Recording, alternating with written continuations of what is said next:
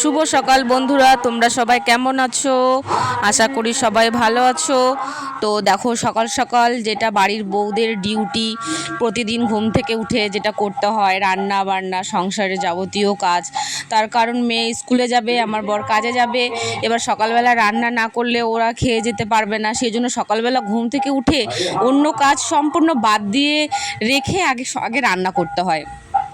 সবার প্রথমে এটাই আমার প্রথম কাজ আর কি, রান্না করা। তো আগের দিন সব কিছু করে রাখি, সেই জন্য ঘুম থেকে উঠেই রান্নাঘরে যেতে পারি। তো যাই হোক, আমার মোটামুটি রান্না হয়ে গেছে। এদিকে দেখো, আমি মাছের ঝোলটাকে ঠান্ডা করতে দিয়েছি জলের মধ্যে।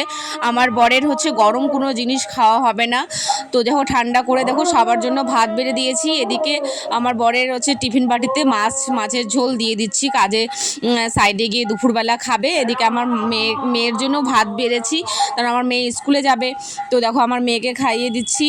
এদিকে টিভিতে কার্টুন দেখছে আর ভাত খাচ্ছে। টিভিতে কার্টুন ছাড়া ভাতই খাবে না, এমন মানে কি বলবো, এখনকার দিনে বাচ্চা কাচ্চারা মোবাইল টিভি ছাড়া, তো মোবাইল আমি যদিও দেই না, টিভি দেখে, টিভি দেখেই ভাত খায়।